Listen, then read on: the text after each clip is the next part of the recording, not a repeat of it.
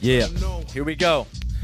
It's Height Drop, episode 39. It's a bonus episode. That's a special bonus for you guys. Thank you for listening. We got Max Lee-Abbott on this episode from Australia. Check it out.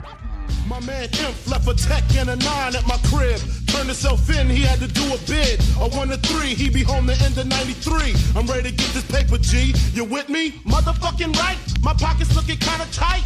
And I'm stressed. Yo, Biggie, let me get the vest. No need for that. Just grab the fucking gat. The first pocket that's fat. The tech is to his back. Word is born, I'ma smoke him. Yo, don't fake no move. What? Treat it like boxing. Stick and move. Stick and move. You ain't got Yeah. Ooh, yeah. I don't know what's going on. This couch is really uncomfortable. Just so you guys know, I need to get a new couch for the Height Drop Studios. But more importantly, we got a bunch of things going on.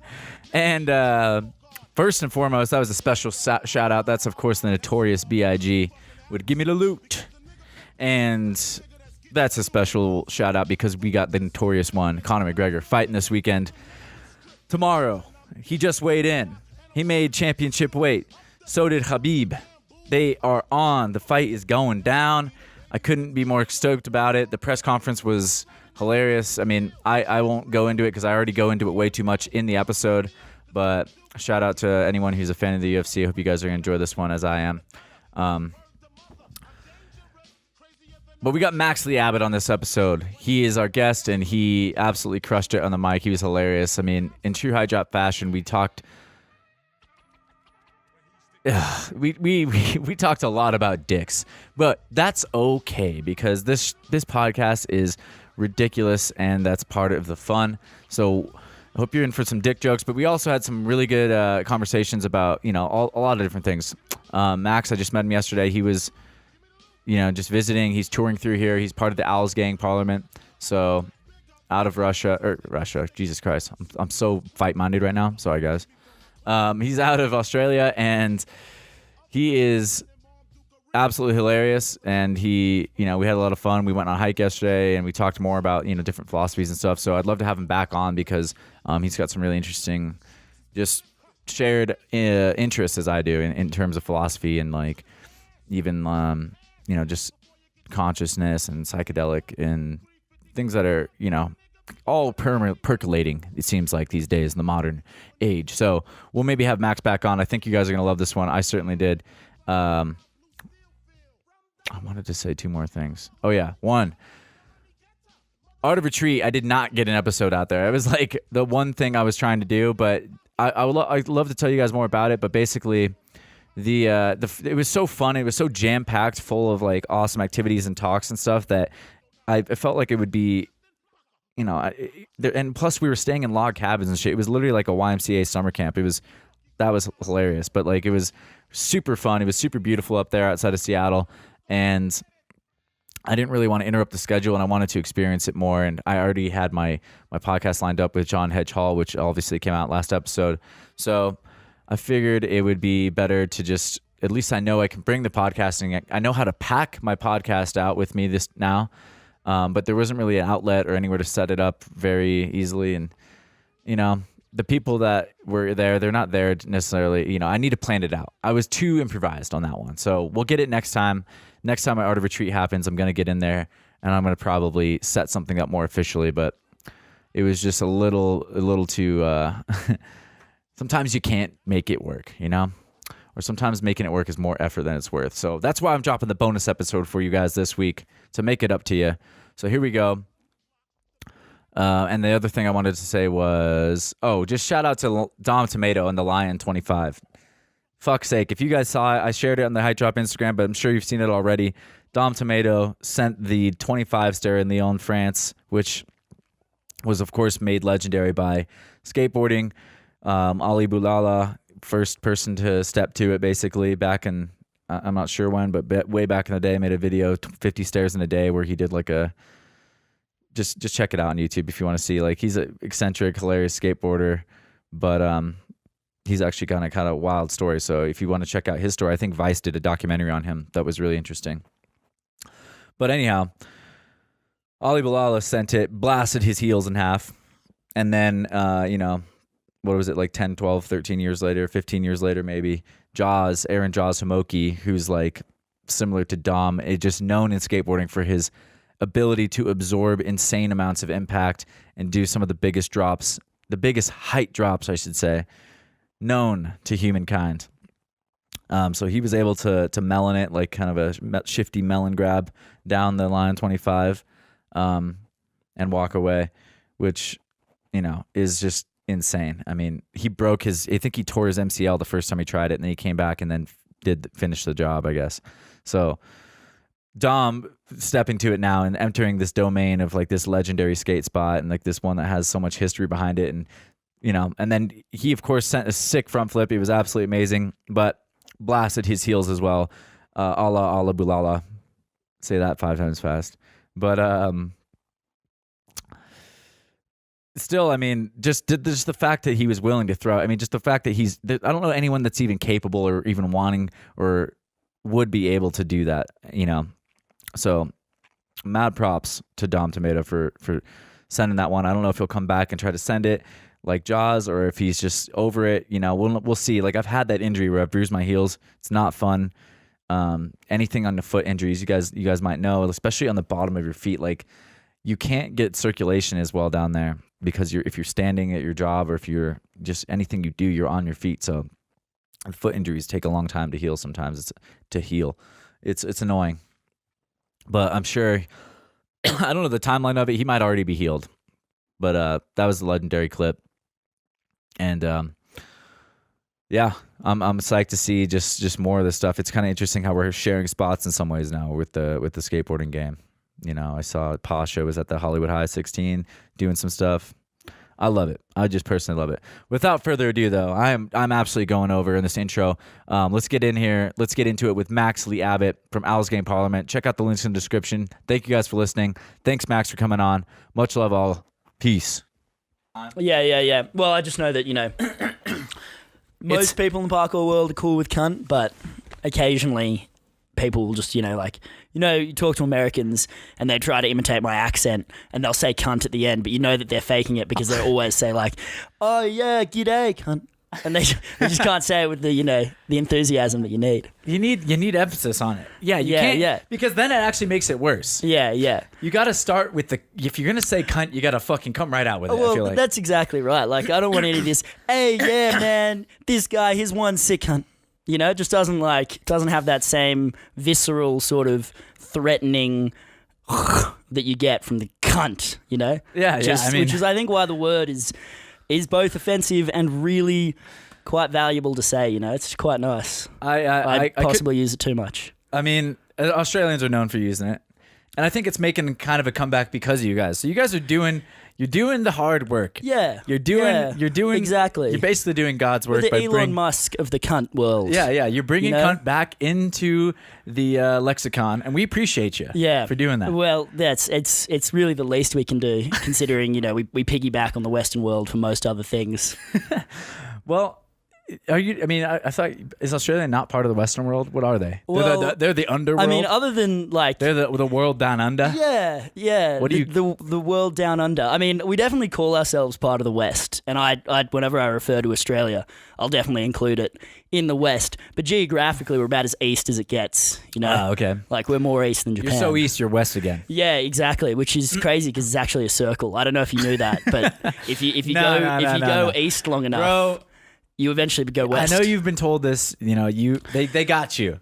They got you. Yeah. They've been shoveling this down our throats our whole lives. No. But if you look online, then you'll find out that the Earth is in fact flat. Yeah, I've seen some compelling arguments recently about it. Actually, I've had a look. I mean, I've flown both ways from Australia a couple of times, and I'll be honest. When you look down, you see the ocean.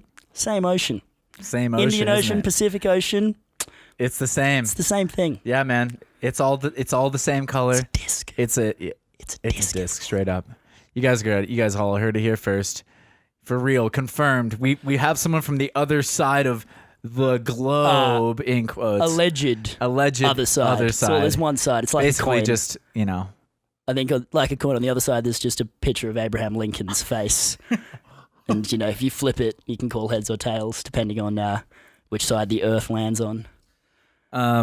I think that I'm a tails kind of guy. I might have to go down to Australia just so I can live it up down there. Yeah, you'd be more Is than everything welcome. reversed? Is it like Bizarro World? It is not at all like that, actually. It's Superman, very, very is he similar. purple in your world? Yeah, I guess I can't say. I mean, I'm not on like first name basis with Superman.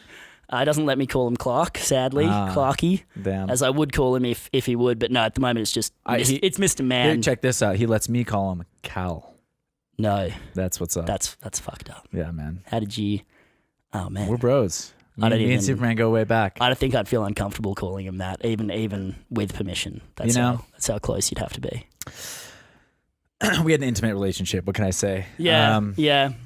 Look, fair A enough. little too intimate, if you really? ask me. Actually, things Yeah. kind of ended weird, and I got no hard feelings against him. We are Yeah. raising a child together. Oh, really? But That's ultimately, nice. Cool. He's like a demi superhero, no. Actually, or is he full superhero?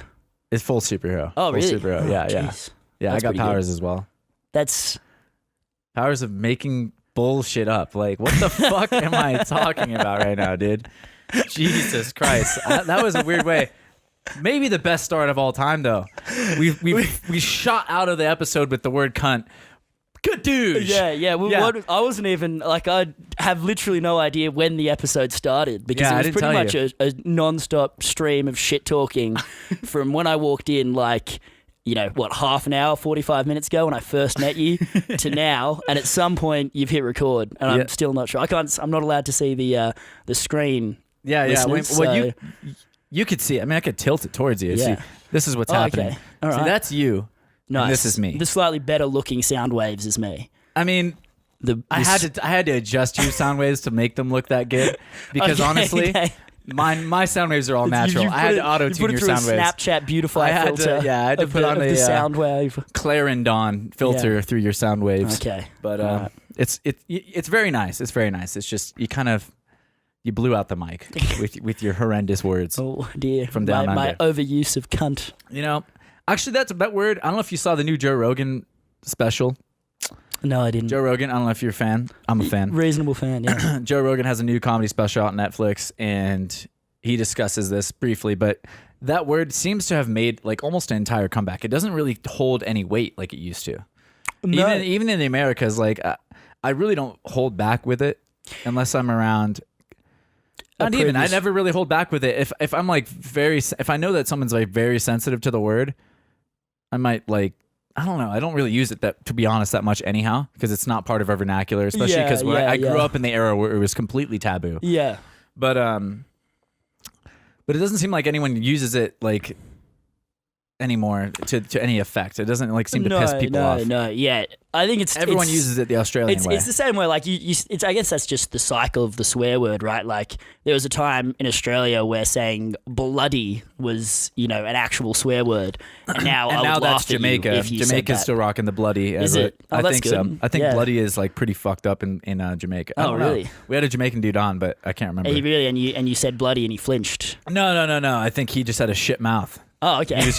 He's just down. He's an explicit guy. Yeah, good. Bit of a potty mouth. Yeah, actually, I don't know, but yeah, bloody could be bad. Yeah, and then obviously people get a hold of it, and whatever's the most offensive, and therefore comes with a bit of funniness because you can feel a bit special for being like cunt. Ooh, not meant to say that word, and then you just keep doing that until it's no longer actually a swear word, and shit is another good example of that. Time when shit was pretty offensive.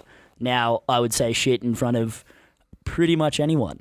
Yeah, it's a weird. It's weird that languages have that cycle, or that languages, but words go in and out of fashion, and then also in and out of like tabooness. Yeah, Like you said, they go through eras where in certain cultures you literally can't say them. It's like Voldemort and Harry Potter. Don't say it. It summons someone. Yeah, it summons the demons, of our a minds. social justice warrior to get angry at you. And of course, like sometimes they're, words like shit. It's like it's a curse word. It might carry with it some kind of stigma, which I think is valid. Like the part of what's interesting is like these words have to hold some kind of weight, otherwise, they're not powerful words. Yeah, absolutely. And I mean, quickly they just become a word if they're not holding any weight. But what I think is actually quite interesting is the words that, at least from my point of view, and you can kind of see it in the parkour community as well, what we're all okay with saying and what we won't. So, for example, like I try really hard not to use the word pussy to describe someone who's like fearful. Yeah. And that is, which I now understand is like, it's a blatant contradiction because both of them are just, they just mean the vagina. same thing. I mean, But- yeah. So I'll try and use wuss and try to use less gendered terms for things like that. But things like cunt, fuck, and shit, I'll say just non-stop. Yeah, so those they're gender neutral. I think it's that Me Too. It's the environment we're living in. We're all trying to make a concerted effort to not be such pieces of shit as men because we've kind of been called on it, Yeah, and I would agree with rightfully the- so. And I yeah. think that's like that. I mean, we used to try to soften, which and by soften I mean. I don't know what I mean. It's not softening in any way, but we used to try to make it more neutral by adding dick to the end of it. So Yeah, if you're right. going to call someone pussy, you have to call them pussy dick. Okay, so it sort of equals Call it him a out. pussy dick. Yeah, okay. No, that's not too bad. But I That's don't know. not too I don't bad. know. That's just one out there for the boys and girls that for all the young people out there that want to open their world up to new vocabulary. Yeah, But the vernacular. yeah, I think that one's of very interesting. Like, yeah, dick it's kind of the jokes. intention is still. It should be the primary. I think. I think we need to start. Like I've been talking about this on the podcast. Like we need to embrace an era of nuance a little bit more. Take things a little more case by case. It's hard to do that because we ultimately have to have heuristics and like we have to like we can't pay attention to everything. So you have to be able to. People need a target that they can jump behind and aim their. Whatever they're passionate about. If they think gender inequality is this big thing and they think pussy is like this word that needs to be, like you said, just said less or avoided. But ultimately the intention that you're using it with is paramount or should be paramount in my opinion, because if you're calling someone a pussy because it seems to be that seems to be, first of all, it's just mean. To be making fun of somebody for being afraid of something, which is just a dick move. But then, like, even if it's your friends, it can be misconstrued the wrong way, especially if there's women about. It seems like it's against females. It could be interpreted that way. Which of course you don't hold that viewpoint, but that's why you're being cautious, is because you know that it could be sensitively interpreted.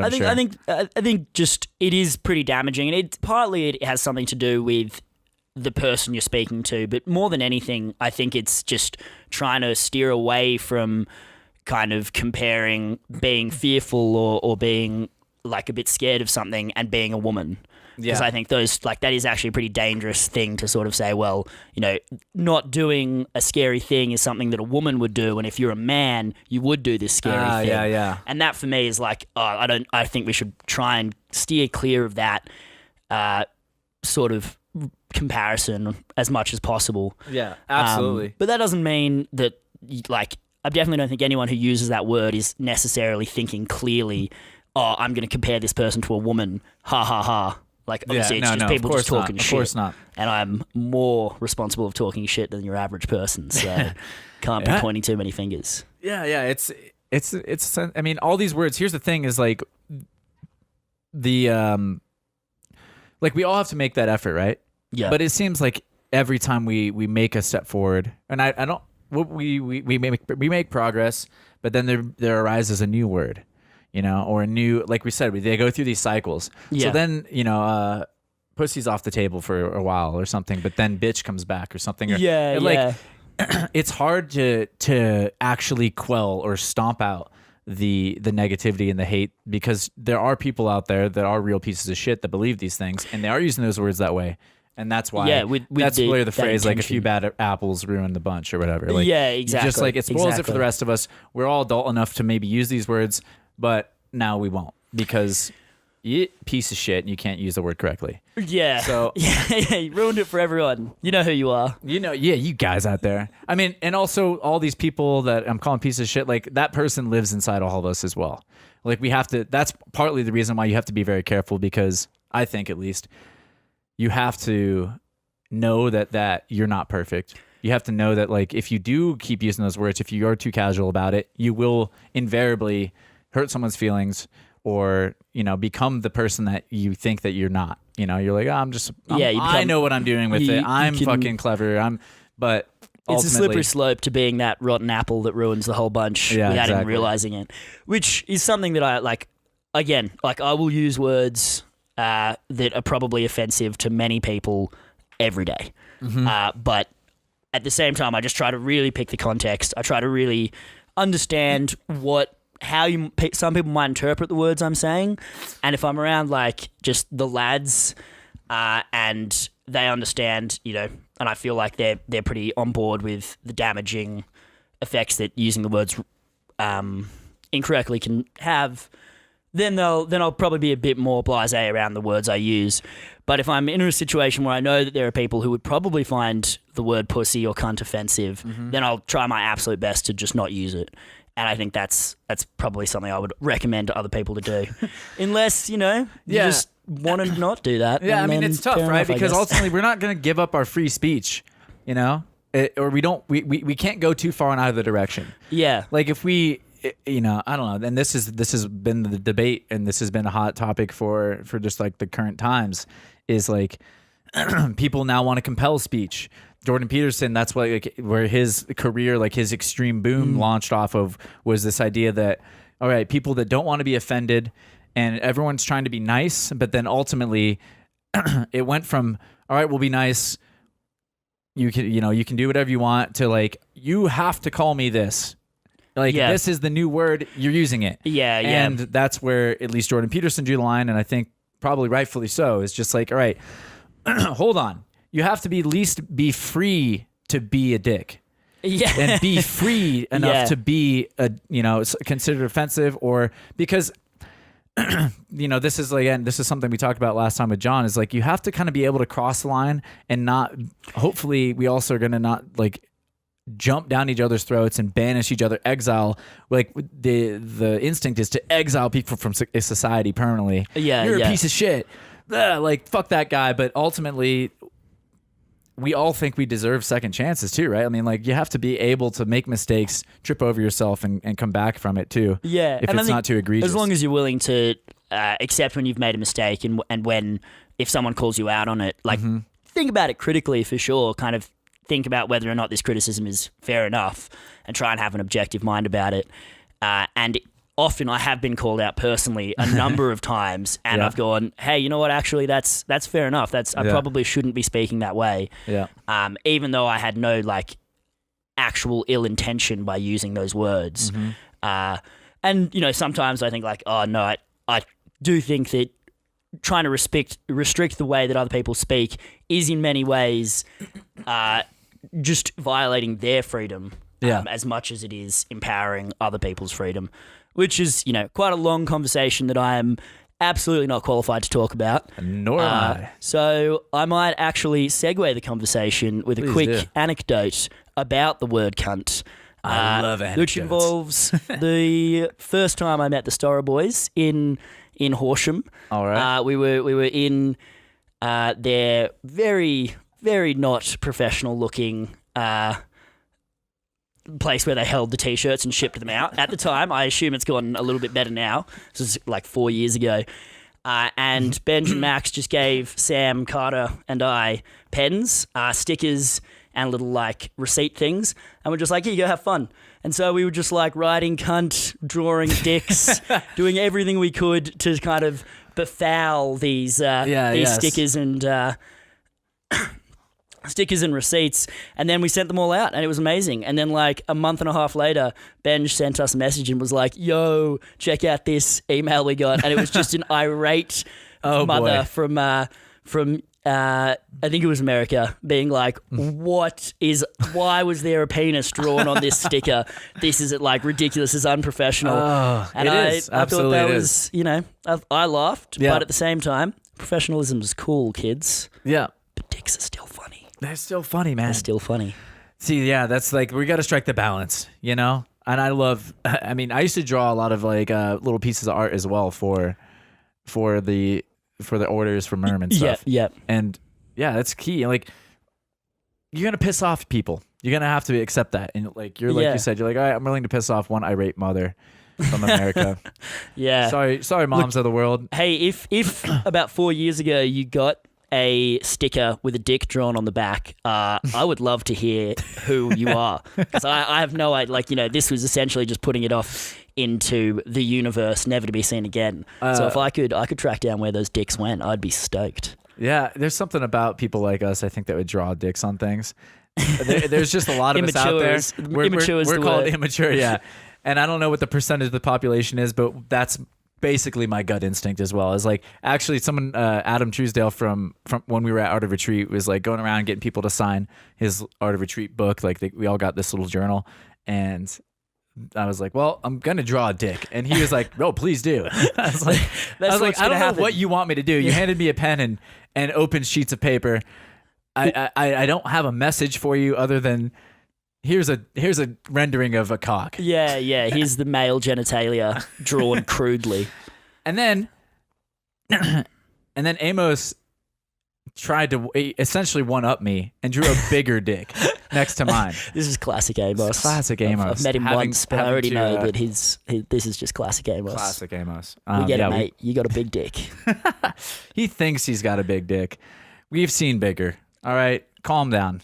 I've seen plenty of big ones. So yeah, but come on, guys. Actually, I haven't seen his though, to be fair. So maybe he's got a fucking deep swinging. At NAPC, we all did go to the beach. Oh yeah. And when I say we, it was probably a group of maybe like 20, 25 athletes, vast majority of which were male. That's what happens. Yeah. Nothing out of the ordinary. I'm sure PK. no one's going to question me on that one. And we went to a beach, and it was a nudist beach. And, naturally, good portion of us stripped off. And by the end, it was pretty much 100% full nudity. We played strip hacky sack, but we were all only wearing underwear. So it's really just one round strip hacky sack. And then we were all just all very naked. So the list of parkour athletes' penises who I've seen and everyone else has seen, and athletes who have seen my penis, has recently seriously increased. Well, so that's fun. Maybe we'll do a calendar or something one day. Yeah, that'd be nice. And no photos, just dick shots of everybody. Yeah, and you kind of have to try to your place favorite athlete's penis. Yeah, you're gonna have to guess. And maybe some mid shots, like some really mid backflip, or we can do some really good movement with it. That would be cool. If you guys want to see that happen, just let us know. Yeah, send me a message, probably privately, and we can maybe get some previews. Please don't. Not actually going to send out dick pics. Please don't hit me up for those. Oh, guys are so aggressive. It's so weird when I've received dick pictures via Instagram, and it's just, the fuck are you doing? I mean, what is going through? There's one thing to draw a penis. I'll take that level of maturity. But to show somebody your penis unasked, unsolicited, photos of your cock, it's not okay. It's not okay. This is not the environment we want to live in. We don't need to cross that line to know that the line is before then. This is true. I don't know anyone that sends dick pics, but they better be like hilarious, or they're just like not. You're wearing a funny hat or something. I mean, like, the only dick pic that I've appreciated my whole life that I can think of right now is a friend of ours, Trayvon, put his dick in a hot dog bun and actually squirted ketchup and mustard on it. Like, that takes some creativity. That shows that's artistic in some way. It's really funny. It's actually funny. You're making me look at your dumb, disgusting pale dick, but it's also hilarious, so I appreciate it. Yeah. Well, as long as, there's comedic value and you think the recipient's going to appreciate it, I think is a key part. I think this is true. Then, I guess there's a time and a place. Yeah. But I guess the real question is, Brandon, do you think you could take me up on the challenge of doing a whole podcast without once making a dick joke? Do you reckon you could physically do that? Potentially an hour and a half without talking about penises? I think I could. You reckon you could? Well, we already failed this one. Well, I mean, this one's so long we're gonna have gone. to try it next time. That'll be the next time we sit down. We'll do the No Dick Podcast Challenge. Yeah. Where we do a whole podcast, no dick jokes, no mention of dicks, penises, or even phallic-shaped, phallic absolutely. innuendo. So hot dogs, they're out. No mentioning hot dogs. Unless we're talking about, hot dogs. Yeah. I guess then it would get a pass, wouldn't it? Okay, fantastic. Yeah. No insinuations. I think I can do it. I genuinely think at the ripe old age of 29, I've graduated to a certain level of maturity that allows me to not talk about dicks for at least an hour and a half. What about you? Well, just before we answer me, I'd just like to say I actually don't know if I fully believe you. I've been, after listening to a good number of Height Drop podcasts, I'm genuinely skeptical that you could go an hour and a half without talking about penises. But on that, I think it would really depend who I'm talking to, Yeah. If I was talking to you, I don't think I could do it. I think I would just make eye contact with you, and the simple fact that we can't talk about dicks would push me over the line to just either giggling so hard that I have to say it, or just being. It like, would be "Nah, hard to fuck keep this." it honest. We'd have to have like a full agenda of like topics that we just did not deviate from. We just went down the line of talking about these 10 different things. Just write the whole thing out word for word, and then just read it. Here's the thing: Make sure you at the don't end of go that off list, I'm drawing a fucking dick on it. Yeah, of course then, you are. And then I ruined the whole episode. Yeah. God, All right, so damn it. we guess the answer's no. The answer's no. High Drop listeners. High Drop listeners, sorry guys. This is a dick full zone. Not a dick free zone, but a dick full. Yeah. Oh dear. Unfortunately. Oh well. God, we got to get some more women on the podcast. God damn it, we need to get some more women on the podcast. Holy shit, the level of maturity could probably rise to about a 2 at least if we did that. Yeah. That's gonna be my goal. Thanks for bringing some attention to that problem. No problem. I'm pretty that. good at bringing attention to dicks and when there's too many of them. Yeah. All right. Well, in that case, I might change the direction of the conversation and just look you dead in the eye and say, Brandon, is there anything that's really grinding your gears right now? Ooh. Is there anything that's just like really getting me, Dougie, a bit pissed off? God damn it. You know what I'm saying? Sometimes, here's what's going on, guys. All right, later. I want to hear a good rant. I wish I had a good rant for you. Could you actually pull there's a little, the fanny pack. Sorry. Grab the fanny pack. Oh, no, fuck. It fell out of the fanny pack. Grab the little notebook. I might have written something down in here that I could rant on recently. That's a lovely little moleskin. I reckon there's fuck, at least... I don't have anything, guys. He's looking through a tiny... Here's what I'll tell you, though. Little book, and I reckon it's 80% dicks. Yeah, it's a sketch. It's my sketchbook of dicks. I don't have, like, that issue. I'm not fucking... What's his name from Superbad? I actually haven't seen it. You haven't seen Superbad? No. You need to see that movie. Okay. And I don't like to recommend things in general because who the fuck am I to tell you how to live your life? You know what I'm saying? But that movie is good, and here's why. Just think about, and this is something I think Dante brought to my attention. Think about what happened after that movie, and it'll make you understand like why you probably want to watch it. Every single actor almost that was in that movie after that movie blew up. Yeah, that's true. Again, I haven't seen the movie, so I'm not fully across the actors. You know all of those actors from other movies now. I can picture right? the like title page of the actors that have made it to that. You got your Michael Cera's. You got your who's the big dude? God damn, he's the best one. He's the one that blew up the most. Jonah Hill. Yeah. Jonah Hill blew up. Yeah. McLovin guy blew up. Bill Hader and like some of the other guys in that blew up. Emma Stone was from that movie. Oh, she's big. Lots of big movies or lots of careers got butted out of that movie. It was like it was the chemistry. It was the best chemistry maybe they ever had. They had lightning in a bottle for that movie. Mate, yeah, you're selling it. You're selling it. Maybe if you haven't seen Superbad, get your fucking ass in a couch. Pull your fucking head in. I'm talking to myself as well. Pull your fucking head in. Here, I don't have a rant for you, but I don't know. Do you watch UFC? A little bit. If you name any like really specific fighters that aren't like the big boys, the big swinging dicks of the UFC, then I'll have no idea who you're talking about. But if you're just talking about UFC in general, I might be able to keep up. Well, there is a huge card this weekend, and it is probably the biggest swinging dick in the UFC. Conor McGregor is fighting Khabib Nurmagomedov. Excuse me for stuttering, but that is how it's pronounced. Nurmagomedov. That was fast. I believe you. Well done. Khabib Nurmagomedov. Fun name to say. Let me give the lay of the land. I was gonna actually do a little preview, but I'd rather do it with you anyways. I was gonna like do it as part of the intro, but I want to address this because we're probably gonna release this one as a little bonus episode for this week. Double episode. There you go, you fucking listeners. Boom. Selecta. It's because we care. It's because we care. So we're excited about that. But this is ultimately, it's projected and it's being advertised as the biggest UFC fight of all time.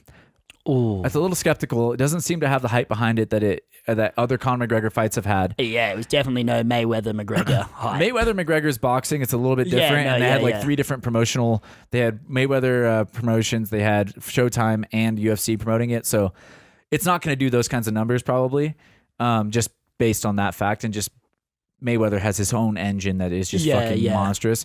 But it could still be the biggest pay-per-view for UFC of all time. Conor has set the last two. He holds the 1 and 2 title or spots, so he could be 1, 2, 3 now after this. Jesus, I have to fucking belch all of a sudden. I'm really excited about this card. I don't want to talk your ear off too much about it, but do you know anything about Khabib or Conor? What I know, and it could all be wrong, is that Conor McGregor is, he's a champion. He's good at what he does. 2-time champion. Two-weight champion. His competitor has actually been undefeated, and Conor has had defeats. Yes. And is that a correct? This is correct. Yeah. And here's the thing about this. Well, please go on. But. Well, yeah. I mean, I guess the question is it the undefeated rookie or the long-time champ? Maybe he's past his prime. Here's the thing. Okay, so here's my take on it. And there's a lot, and this is why this card is so compelling. Like, regardless of what numbers it does, it is ultimately one of the most interesting fights that we've ever seen put on. Because Conor is arguably the best striker that we've ever seen in the octagon. Like, at least top 2 or 3. You could make an argument that Anderson Silva was better. You could make an argument that, Man's got hands. Man's got hands. But I think Conor's tool set is actually bigger, and he's fought more like in a more stacked weight division.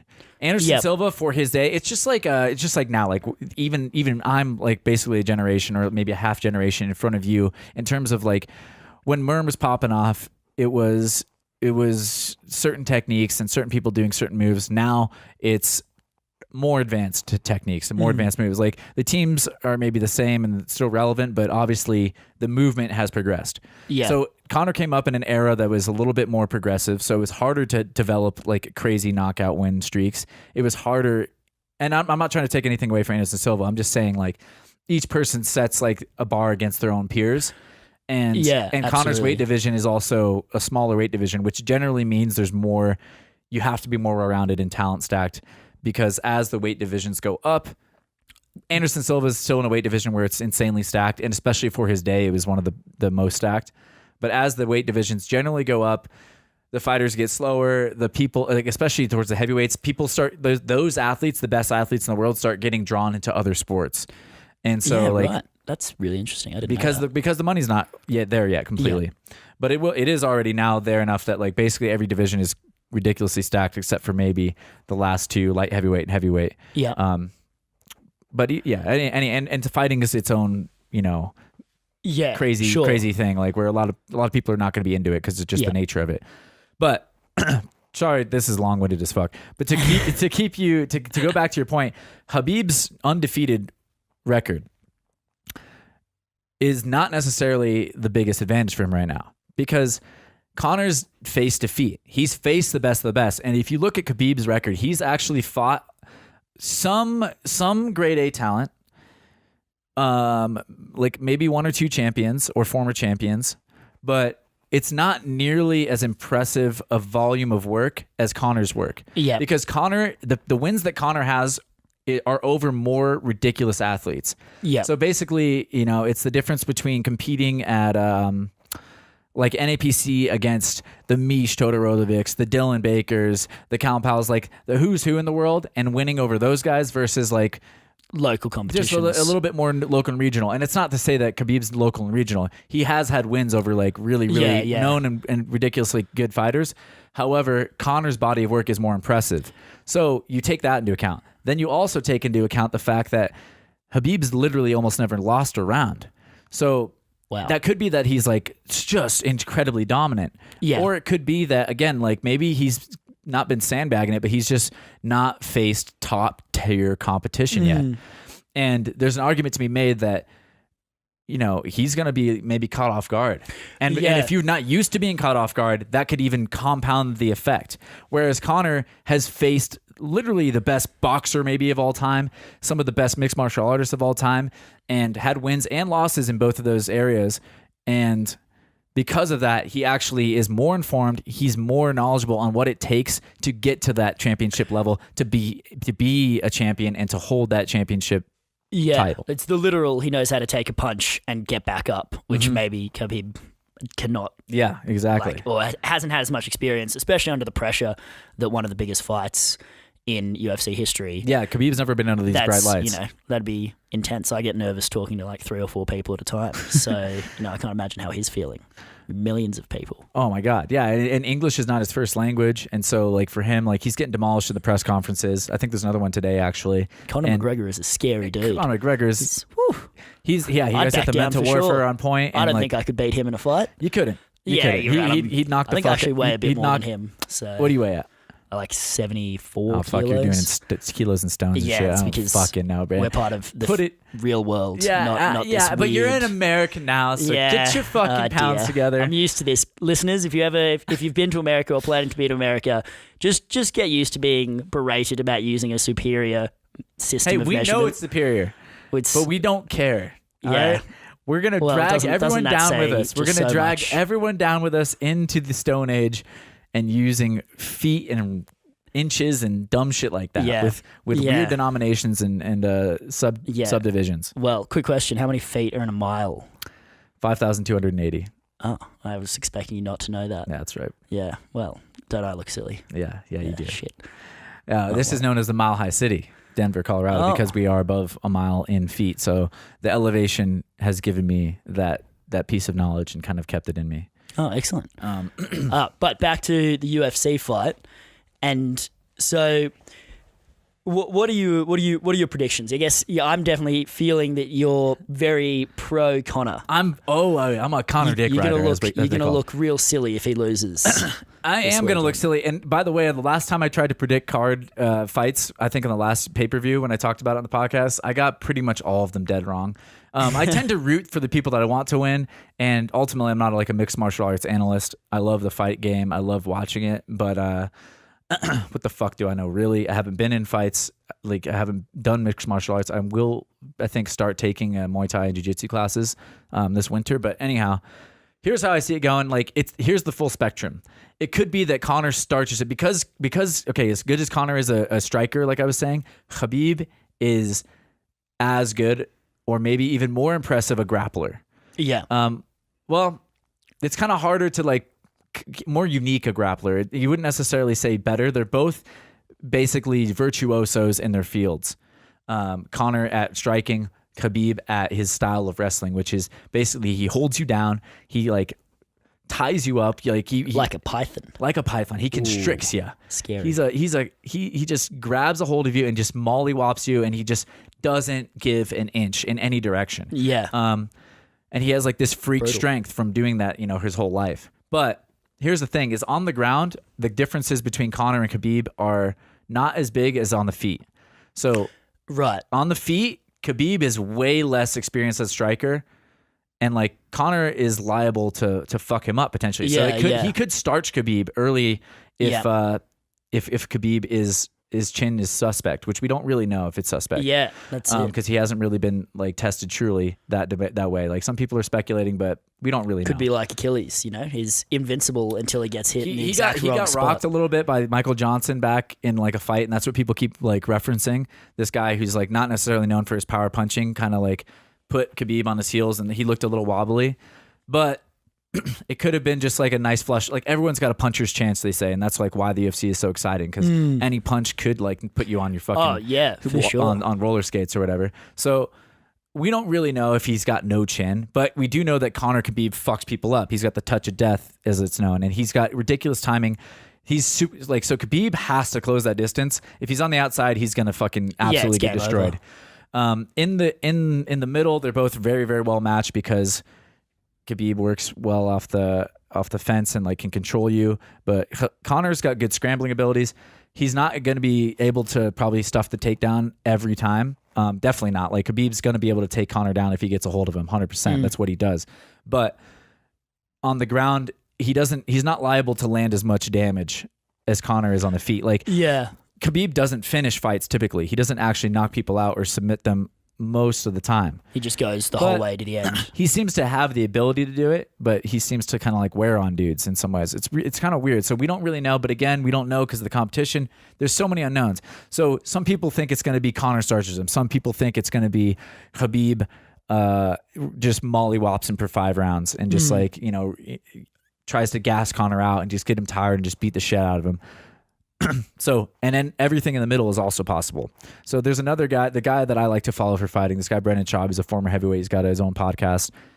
He predicts kind of a dogfight where Conor gets taken down and is controlled for some rounds, but when they start the rounds on the feet again, like he lands big shots and does damage to Khabib, and it's kind of back and forth, and it's legendary, and it's one of the best fights maybe we're going to see all year. Yeah. And that is, I find that to be compelling because I do think like at a certain level, like when you have these two anomalies, these two human beings that are just virtuosos at each in their element, it's almost like they have the same amount of energy. It's like a level 10 Pokemon versus a level 10 Pokemon or something. Yeah. And like, even though they have very different skill sets and one level has 10's not very high in the Pokemon 99, world. 99, 88, whatever. Fucking got a couple of Weedles going against each other. We got a couple of Pidgeys going at each other, but all right.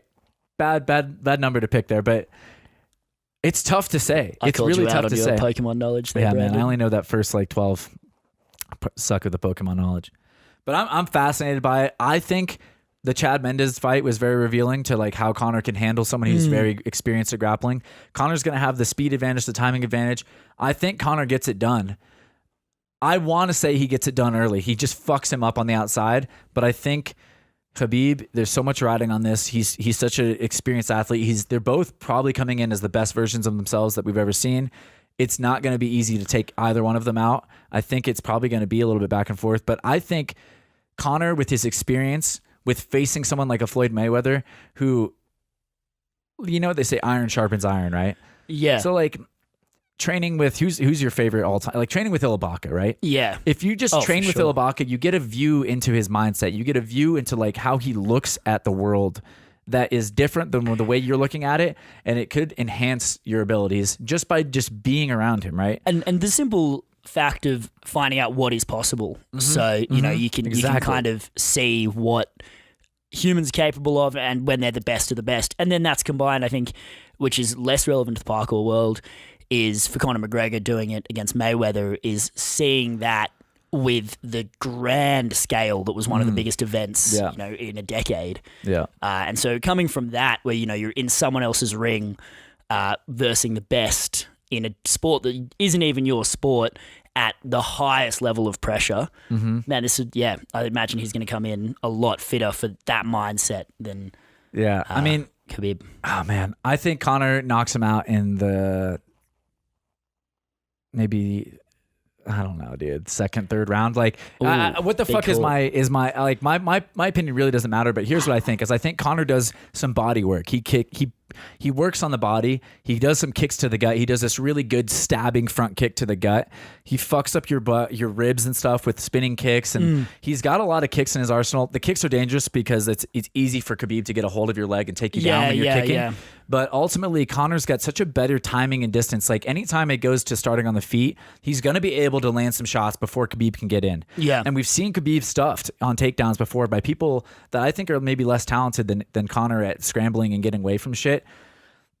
I think it could be one-sided in some ways because Conor does have all this extra experience. And we've never seen Khabib under the bright lights. He doesn't seem to be fazed by any of it. He seems like he's just the true disciplinarian. Like he just does what it fucking takes.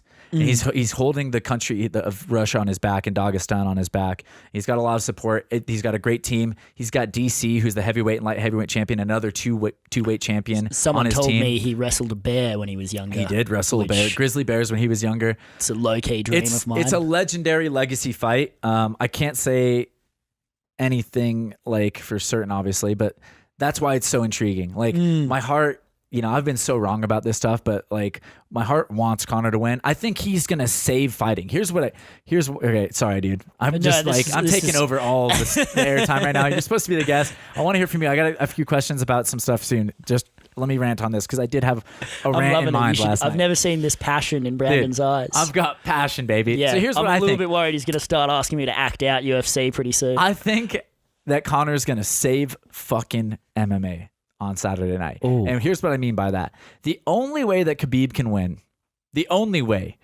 is by grappling and yanking, like diving for Conor's feet from the outside and trying to like grab his feet or like take him against the fence and push him down and control him and submit him. And this is a very valid form of fighting. Don't get me wrong. It's the crux of most fighting is to have good grappling because you control where the fight goes. Yeah. And if you suck at grappling, you're just going to get destroyed. But striking is what the people want to see. Yeah. They want to see knockouts. They want to see people fighting. They want to see people throwing bows, hands, kicks, knees, whatever it is, on their feet. I don't want to see aggressive hugging. They want to see the action. I want to see someone get knocked out. And Conor's no stitch on the fucking ground either. Like he trains with some of the best and the best. You might see a fucking sneak attack, choke, or joint manipulation. Ooh. And it's unlikely, but dude, you just never know. Conor is really good on the ground with his jiu-jitsu. His wrestling's not that great, but his jiu-jitsu is one of the best still. But anyhow, here's what I'm saying is Conor's going to save fighting because God damn it, dude. Like if that becomes the norm, like it's going to be an era where now you're going to be seeing more wrestling and more stuff come out, and that's not going to be good for fighting. No. What people want to see is the knockouts. They want to see the strikers. They want to see the showboating. And that's what Conor's given to us, and that's where the game has changed, and that's how Conor's legacy is going to be. And I think through this fight, he's going to show us that like you can still fight like the way that we all want to see, and win. Yeah, because like wrestling is kind of more of a safer bet, and it's the way that like maybe you can grind someone out, but like the talent and the fearlessness and like kind of the risk taking, like it's more heroic to fucking throw strikes. Yeah, it's easy to sort of label someone with a bit more of a hero label if they're doing things that are spectacular, if they're showmen. And this is something that you can kind of see and that did come through more with the Mayweather fight. And maybe this was just because I didn't really follow McGregor until then.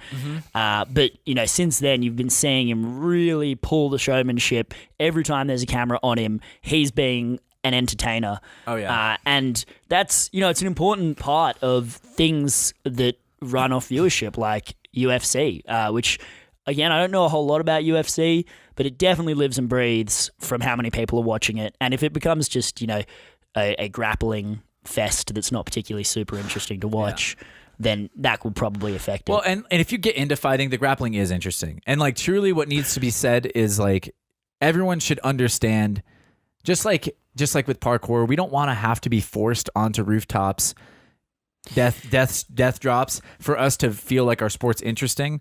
If we can all appreciate the technique and like the ins and outs and all the little subtleties, but ultimately the spectacle is part of it.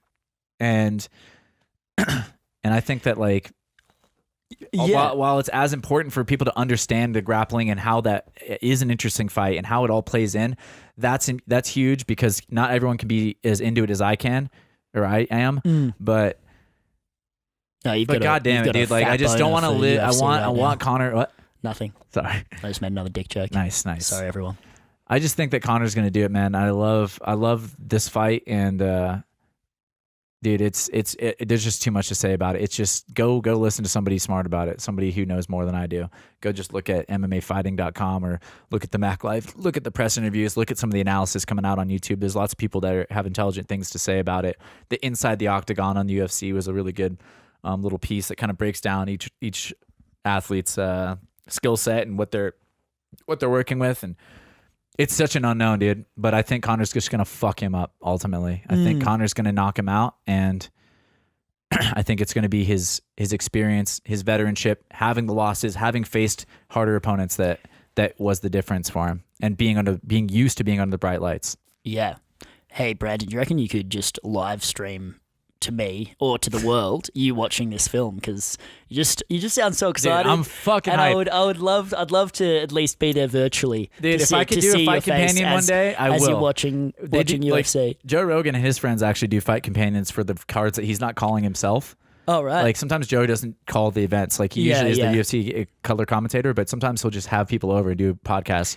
And I'm gonna do a commentary. I think I'm gonna do air whip challenge this year.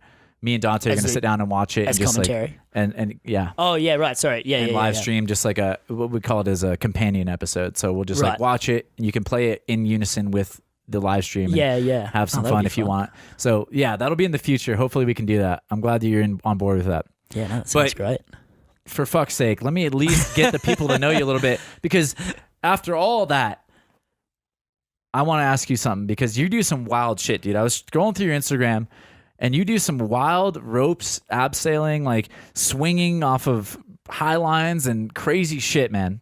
And like, you know, not to mention your parkour skills, which are also impressive, but I wanted to just pick your brain about that, because I've never met anyone who really does that. It seems like it's a really dangerous activity, but it also just seems incredibly fun. And like, I don't know how you even get into something like that. What is going on here? Yeah. Well, I should probably start by saying that while I'm decent at rigging and rope swings and stuff like that, most of it was a piggyback of other people. Okay. And if any of my rigging friends listen to me kind of talk about it, they're going to be like, "Pfft, look at this wanker. He doesn't know what he's talking about." But compared to the layman, and especially the average person who does parkour, I'm pretty across like the rigging and the swings and the high lines, which is, it's super fun. It's definitely something that I went from like having heaps of passion for parkour, and then went out on a couple of high lines. My friend Dantec, who is an old school Australian parkour dude, he took me out, and he's really, really across it and taught me everything I knew or know currently. Hopefully I haven't forgotten it. And he sort of showed me, and I was like, oh man, it was just so much more fun. For me, it's like by jumping off cliffs, you're just one step closer to flying. Yeah. Which I think a lot of parkour people can appreciate is like, you know, for me, low key the end goal. I'd like to have that superhero I really want feeling. to like mix base jumping and parkour as like a hybrid sport one day. Yeah. Well, don't think that I haven't, and Antec and I haven't been thinking in depth about how we can combine free running and rigging, because it's kind of like you just get a little bit of a superpower. Yes. Which is really, really cool. But it's interesting you should say that, because Colorado is actually the only place where I've found rigging and parkour mix at all. And there's actually a couple of dudes in Colorado who are old free runners and are now really into highlining and rigging. Chris Stevenson, one of them guys. Yeah. And then his homies, I know. Peter Chastain, yeah. Yeah. Hell yeah. So I should those have them on the guys- podcast. I think you guys are all going to Moab this week, right? That's the plan. That's the hope. Fucking jealous, which, if you're around, you got to watch the fight. I'm going to watch the fights that Yeah, night, so oh I dear. guess I missed out. My passions are getting in the way now. Yeah. Oh dear. This is Well, what happens when you become a fan of a mainstream activity or sport, but hey, takes up your weekends. takes up your weekend once in a while. But it's really cool. I would thoroughly recommend anyone who gets a chance to go out onto high lines, which for anyone who doesn't know is a slack line that you set up between two cliffs, and you rope your harnessed in. So if you fall, it's super safe, but it's just straight terrifying. What's really interesting about it, and one of the things that I think really got me hooked on it, is I've never found anything that is so isolated mental training. Like the actual physical danger is way lower than parkour jumps, but what your mind is telling you, because of course you're just on a slack line, and you know, let's be honest, they're just wobbly pieces of spaghetti. Yeah. There's not much to them.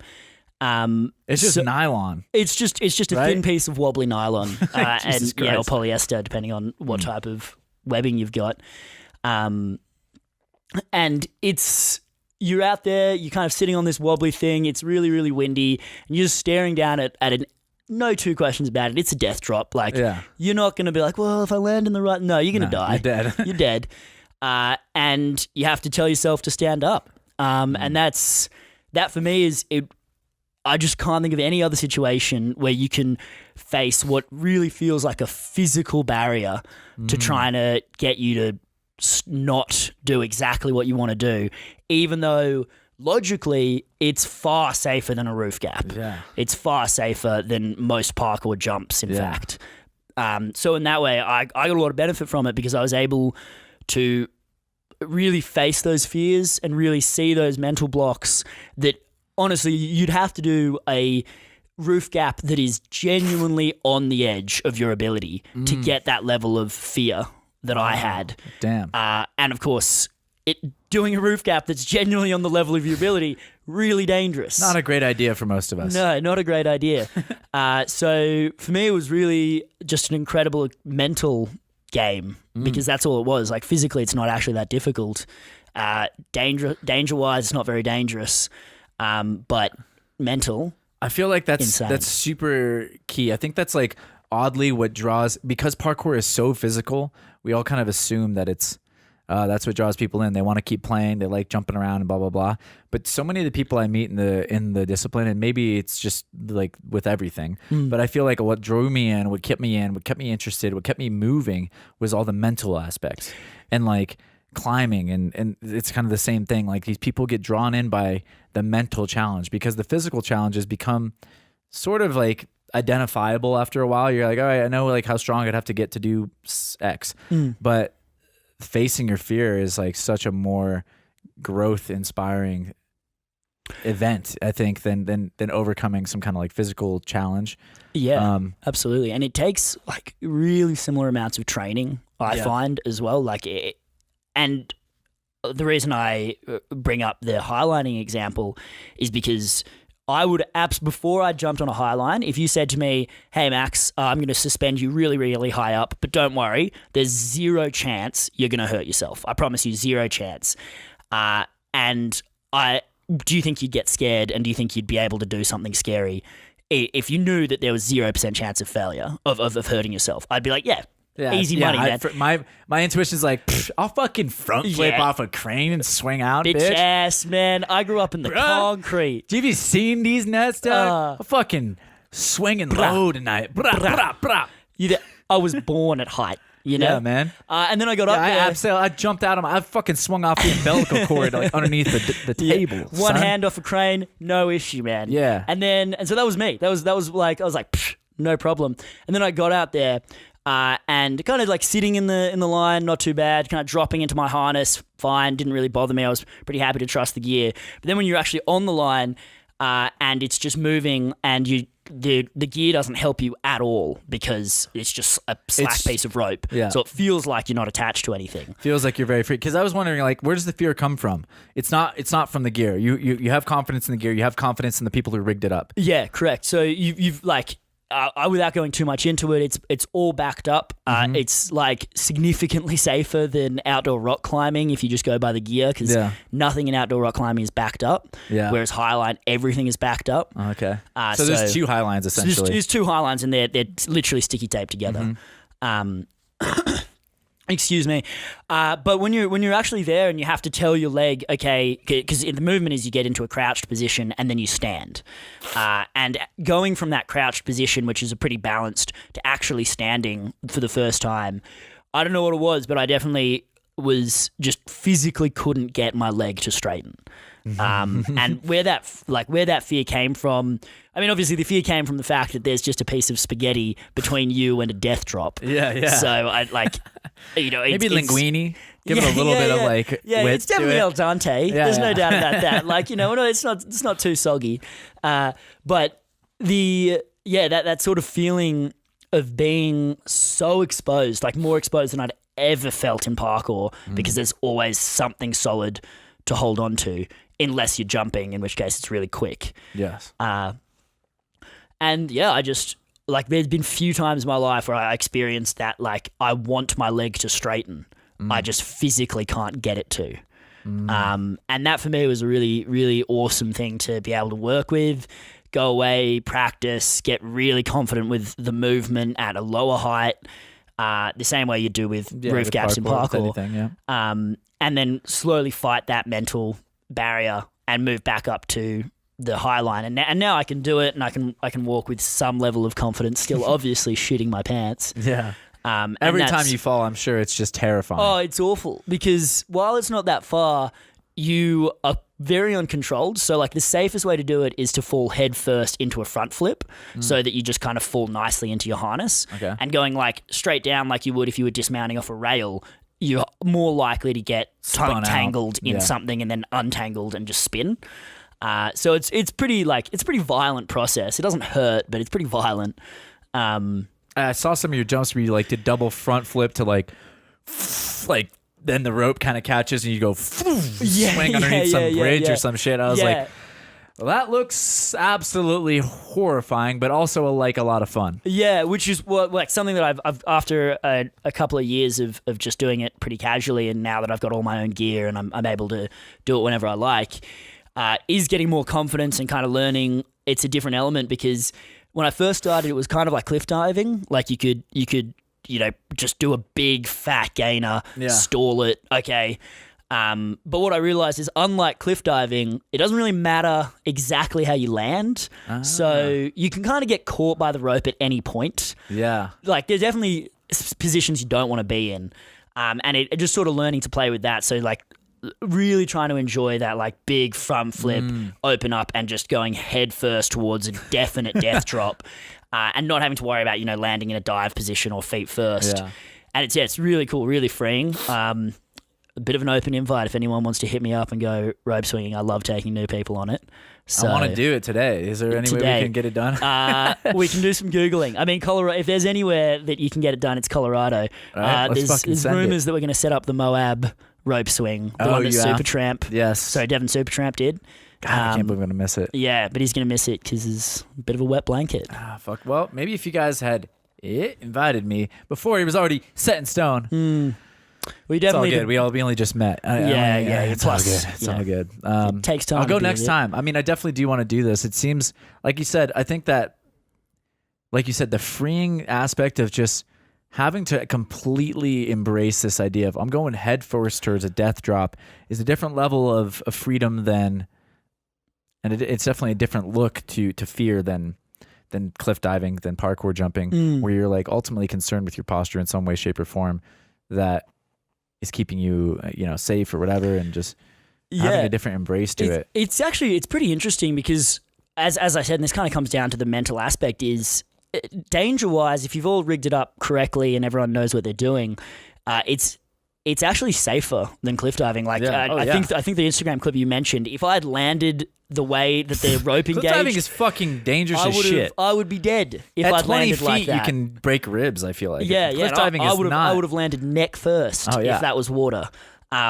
Whereas in rope swings, it doesn't really matter. Like, and the biggest one I'd done. I just jumped off like a cliff dive, and in the end, the wind resistance of the rope flipped me upside down, and I was just like plummeting again, neck first, because I was looking at my feet, and that was fine. Whereas that doesn't really work in cliff diving. Yeah. But at the same time, mentally, you have to completely accept that you're about to launch full faith off a use American 600 feet. Cliff. Yeah, bro. Like, this, you've 100% trusting that everything is going to work out how you want. And it will if you've done it correctly. But that doesn't stop the fact that, something in your head is saying, what the fuck are you doing? Everything You're committing in your head, suicide, everything essentially. in your head is saying everything is like, that's a 200-meter cliff. Like, if you run towards that, you're going to certainly die. And, one of the things that I think doesn't really translate to video is how not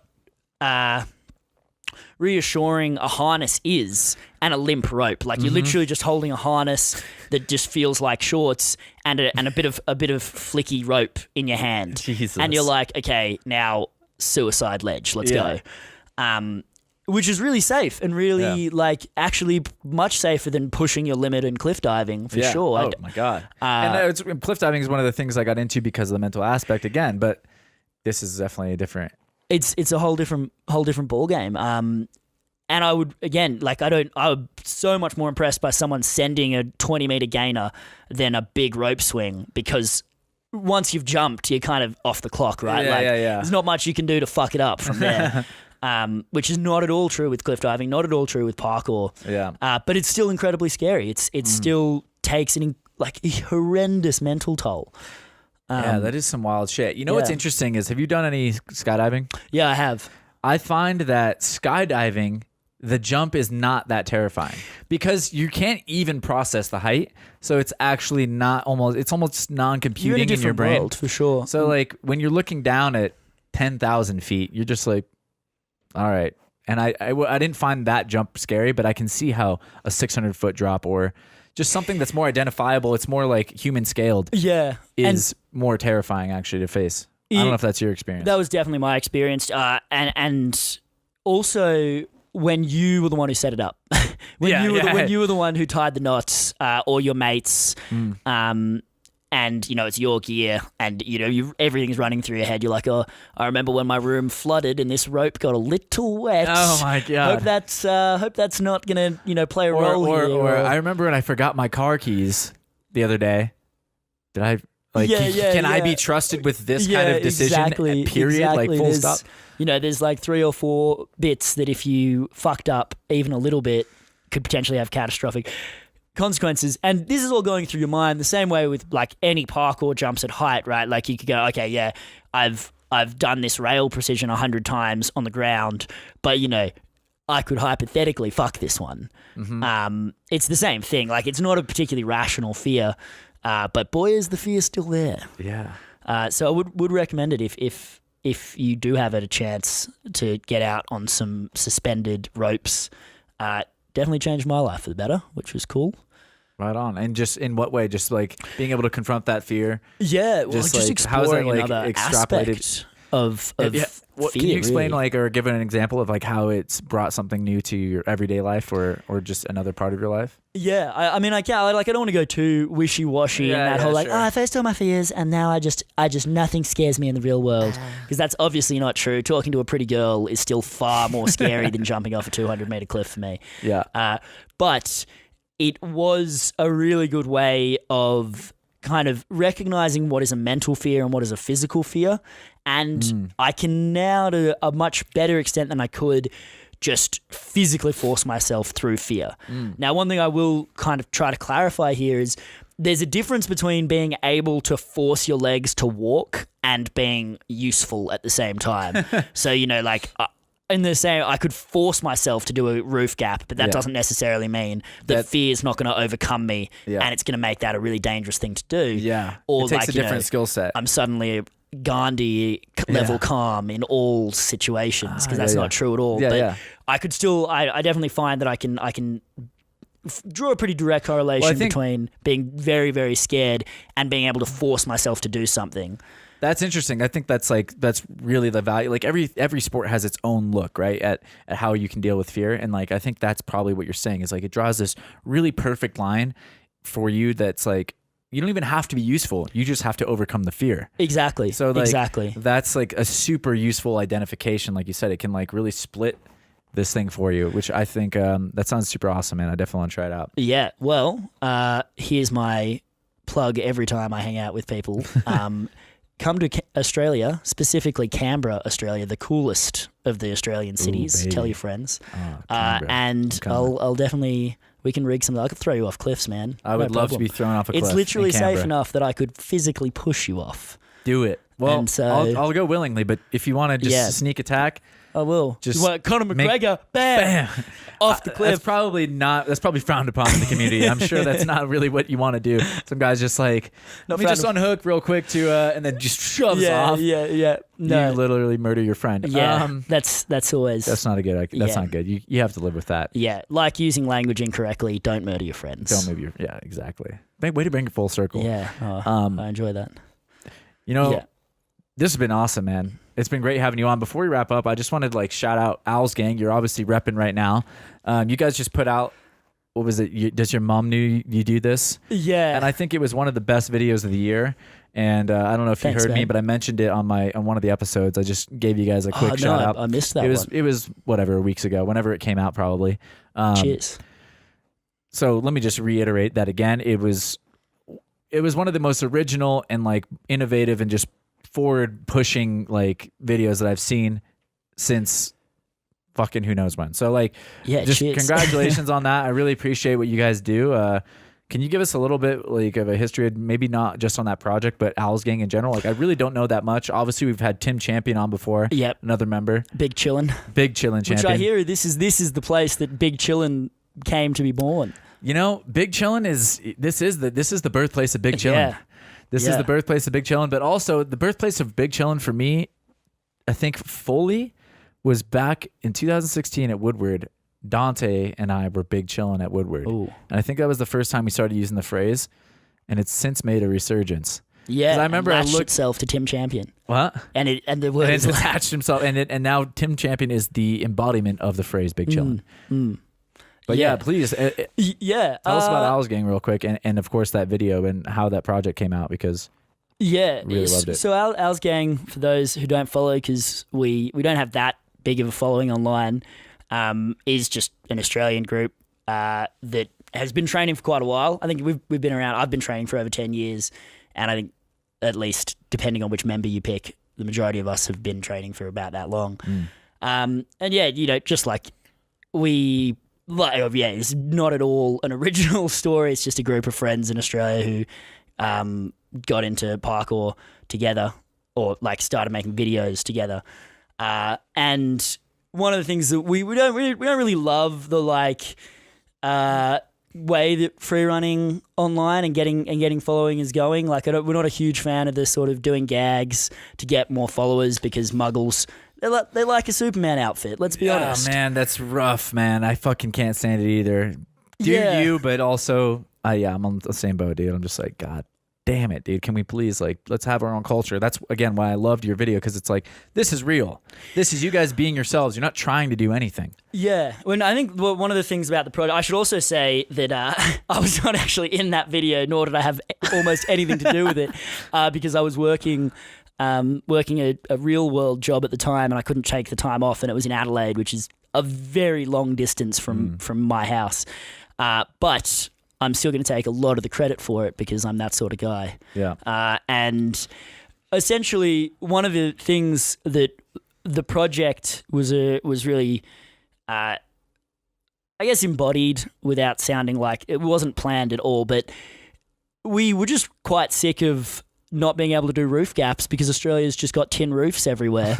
And then eventually, particularly Justin fucking Louis on Instagram, shout Justin out. fucking Louis. He was just like, you know what, fuck this. Let's just send the roof gaps onto the tin roof anyway. And it's awful. Like, if you guys, I'm sure a lot of people have been That's on tin what I'm roof. saying, dude. They're fucking shit to land on. They're fucking horrible. They're dusty, and they wrinkle, and they They're like loud. sound terrible. They're frightening in They're not every nice way. to land on or take off. And that's kind of what we had to play with in Australia. So we were like, you know what, fuck this.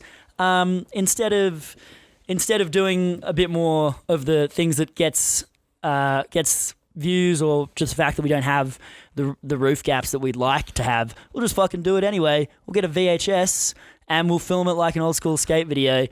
And we did, and we were pretty stoked with how it went, and a lot of people were really like, I think the point of the video did actually get across, and a lot of people have sort of said that they really enjoyed that vibe. And especially a lot of the jumps, they're original because you embraced. I don't want to interrupt you, but like, I love that. It's like people I gotta go find bricks. Like, I hate, that's one of the things that pisses me off, if I'm gonna go on a rant, which I'm not, but is when people are like, I mean, obviously there are places that have more obvious and available things, but like, to take your environment and actually use it, it's like, we've never seen tin roof gap jumps before. Yeah. Now we have, because of you guys in that video, and like, that's awesome. Maybe not never, but we've never seen so many and so diverse. Yeah, and I so, guess it was one of the guys went out with the full intention of doing tin roof gaps and making a video around that. And in that sort of like, you know what, fuck this, fuck like all the way that the sort of more clickbaity stuff is going. Yeah. Let's try and be a bit more real and just jump to a tin roof. Yeah. Let's just roll on some corrugated iron. let's just do it. And I know Tim as well sent some fucking disgusting stuff that didn't really translate too well. That's the thing, is like, none of that stuff ever does. You can tell, like, it takes a true practitioner's eye, like we're saying with the Conor Khabib stuff or whatever. It's just like, you kind of really have to know and understand movement to understand how gnarly those challenges were. Yeah. And like but like Yeah. God bless you for doing it, for you guys for doing it anyways, because again, if you want to find the jump that's just going to be interpretable by muggles or whatever, that's great too, but it's not always like available. And like, I don't know, I just loved it, man. Yeah. Cheers. And I think that concept is really good. Like, I think it's important to have sometimes a little bit of a concept. Again, like, you shouldn't be like necessarily trying to appease the masses, but if you have an idea, it's going to help make the project more cohesive in general. Yeah. And especially, I think one of the was just how on board everyone was for it. Like, we haven't released much in a while, and a lot of that's because it's like, if Sam was like, hey Max, come down to Melbourne, which is pretty far, we're just gonna do a regular training video and try and make some good content, I'd be like, probably not worth the 700-kilometer journey that's gonna take me. But if it's something a bit more driven and that's a bit more something that you feel is worth creating, like, hey, we're just gonna send some fucking shit onto some filthy rooftops, make it skate. No one's gonna be able to really understand how gross those challenges were because the quality of the footage is terrible and it's at night. Yes. But hey, let's just do it anyway. And then that's the sort of project I could get behind. Yeah, 100%, man. Well, I think it's a beautiful little piece of culture for our community that like, in my mind, is just like another, like, it's on my timeline of like really interesting videos that have come out over the last 20 years. Thanks, man. And like, Appreciate I think like when you do something like that, again, like you have to like say fuck you to all this bullshit that's coming your way, but ultimately it's way more impactful. Like, that's the kind of stuff that can actually seed a movement in the community, or like change the game in a way. You have to like fight that uphill battle. You have to fucking bring back the filth, I say. Bring back that filth, baby. Bring back that. I don't really want to jump to that. What was that opening scene about? That was hilarious. Yeah. So the short answer is there's a couple of Adelaide dudes who are super hilarious, super Australian accents, big blokey dudes, and we just essentially wanted someone to sound like a tradie or a tradesman, I believe you guys call them, to just sort of just introduce how bullshit the corrugated iron, I'm going to call it an epidemic, in Australia is. And so, again, it was just one of those things that we found funny, so we chucked it in there, and we didn't, like, I think other people kind of got it. A lot of people didn't. Like, that's great. Yeah, whatever, man. You guys are doing your damn thing. I appreciate it. I like originality over, or self-expression, true self-expression over anything, I feel like. So, I don't know. Keep it real out Let me there, just folks. Jerk you guys off one more time. No, that was you great. Guys are I amazing. enjoyed that. Truly dope. If you guys haven't seen Owl's Gang, you need to check them out. You need to check them out. They are one of my favorite goddamn things happening in this world right now. I think, he's maybe oversold Owl's Gang. Owl's Gang is the best thing that you'll ever see. It's definitely no Stora. It's definitely no any. I mean, Store does that too, and that's why Store is so big, and why they got to the level they did. They have done that the whole way as well, and like they've had an organic growth, and they are themselves, and like they've been doing it for so long, and they do it so well, and they have, Story is. I'm not saying they aren't. I'm just saying you guys are crushing it too. Yeah, and they're in London. There's different resources. That's like in Australia, it's not necessarily as available, and there's not as many people, as many eyes giving their attention to parkour. But whatever. Actually, just quickly, another little anecdote on the shit rooftops in Australia that kind of was a seed for that project was long before we'd met Toby. I think we'd like someone, either Sam or I, messaged him. It was just like, how sick video. It got onto rooftops, and he's like, oh man, like you've got rooftops, you just need to go out and explore for them. Mm-hmm. And we were like, man, you just don't understand. Like, I fully get that if you just explore for it, you'll find the rooftops, but it's just the level of rooftop game in England compared to I think of Australia like is insane. Oh yeah, well, and but here's the thing: is like when you said, when you embrace it, I think it's way cooler. Personally, it's like I want to jump to fucking street traffic lights. I want to jump from like suburban shopping malls to like the little signs that are like out in front of them. Like I want to jump from like Chase Bank to fucking Albertsons or some bullshit. Like I think it's fucking cool to embrace the environment around you and stop looking for Where's the spot that looks like London in my house, in my neighborhood? Yeah. Like, embrace what's around you a little bit. Obviously, if you live in the fucking middle of nowhere, if you live in Nebraska, for example, you're gonna struggle a little bit, maybe. No offense to Nebraskans, but if you live in a cornfield, there's probably not any roof gaps. So yeah, if you fucking want to do roof gaps, okay, you're gonna have to go somewhere else. But ultimately, it's more whatever. What am I saying? If you want to do whatever you want to do whatever the fuck you want to do. But I think it's awesome when people really embrace their environments. And I think that terrain is one of the places that we still have so many areas to expand upon. Like a lot of us are still so focused on like the brick and the rough concrete or whatever it is. 90-degree angles. We're not exploring. And Pasha was a great example of this. Like his resurgence, so part of his resurgence was exploring this drop to dirt mound, which has been around, but like he really pushed it again for a little while. And it's like take your movement to a different environment. Take your movement to an environment that no one's ever taken it to, like, or try, or I don't know. I think that's like one of the ways that you can really innovate. And I think that's especially if you're feeling stagnant or if you're feeling like there's nothing around you. Take a word from Toby. Just like go explore, find something. Yeah, it took us like 6 years to work that out, but we got there. And I think, as well as something I would absolutely just love to see the sport do is if everyone really started to explore their own areas, take advantage of what they've got, even if it isn't as clickbaity. And that can kind of, as you said, it feeds new cultures. It feeds new ways of movement. You'll stand out more too if you're not trying to be store. My store already exists. Hands down favorite video ever was Growing Up with Parkour by Martin Riedel, because it was like the first time. I haven't even seen this. I'll have to check it out. It went pretty, like, a fair few people saw it, but it certainly was no long hair big chief. And what I loved about that video, and what I love about the German movement is it was like the first time I really appreciated that you could do some sick stuff to non-conventional obstacles. And the middle rail on rails. This was a time before. That was always that like, was off limits. I hate you, middle rail. Get out of my way. Yes. And now middle rail is like one of my favorite obstacles to play with. Striding up and down and turning around on it. Exactly. And Nate Weston did a fucking full off of the middle rail. He did a full off the middle rail. I did a flip off the middle rail the other day, and I like almost ate shit. And that was just like a safety side flip. And Nate just went ahead and did a back three. Yeah, which was super awesome to see that, like, and that for me was a time of being exposed to being like, oh yeah, man, like half of my city is rails and half of the rails is middle rail, and I've never deliberately jumped to it in my life.